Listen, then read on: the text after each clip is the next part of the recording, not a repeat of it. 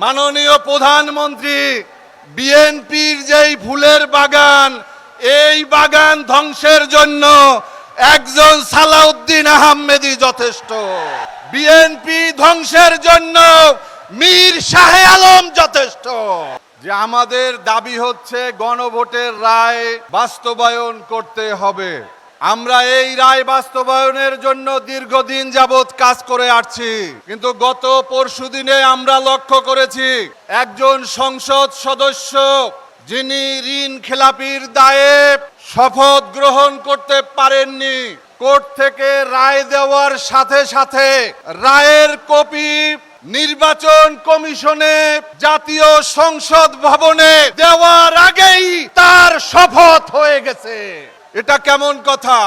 আমরা দেখতে চাই মাননীয় প্রধানমন্ত্রী, আরেকটি রায় হয়েছে, সংবিধানে গণভোট সংযুক্ত হয়েছে। এবার আপনাকে করতে হবে এই গণভোটের রায় বাস্তবায়ন করতে হবে।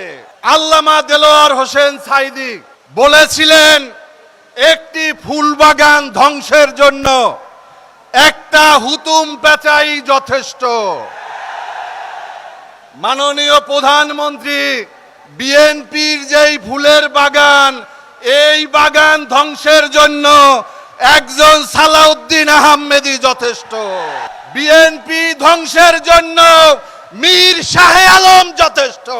তারা আজকে ডালে ডালে হুতুম পেঁচা বসে গিয়েছে। বন্ধুরা, আমরা বলতে চাই এই হুতুম পেঁচাদেরকে থামানো হলে দেশের রাজপথে থামানোর ব্যবস্থা করবে। সংগ্রামী বন্ধুরা আমার, আমাদের পার্শ্ববর্তী দেশ ভারত, আমরা এক সময় এক ছিলাম। এই পশ্চিমবঙ্গ আমাদের ছিল, এই পশ্চিমবঙ্গ পূর্ববঙ্গ, এখানের মুখ্যমন্ত্রী ছিল শেরে বাংলা একে ফজলুল হক, এখানের মুখ্যমন্ত্রী ছিল খাজা নাজিমউদ্দিন, মুখ্যমন্ত্রী ছিল হোসেন শহীদ সোহরাওয়ার্দী। এই পশ্চিমবঙ্গ আমাদের, ভারতবর্ষ আমাদের। আজকে নাকি এই রংপুর নিয়ে ষড়যন্ত্র হচ্ছে, বাংলাদেশ নিয়ে ষড়যন্ত্র করলে সমুচিত জবাব তোমরা পেয়ে যাবা। আমরা 47-এর মতো আমরা লাহোর প্রস্তাবের ভিত্তিতে আমরা আমাদের অংশের জন্য আমরা দাঁড়িয়ে যাব।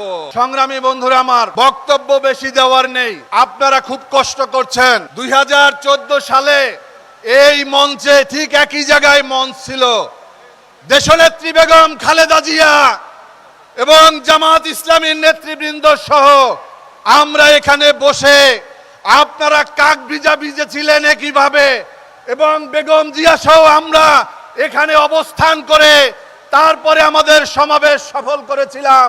কেন সমাবেশ ছিল? গণতন্ত্র প্রতিষ্ঠার জন্য।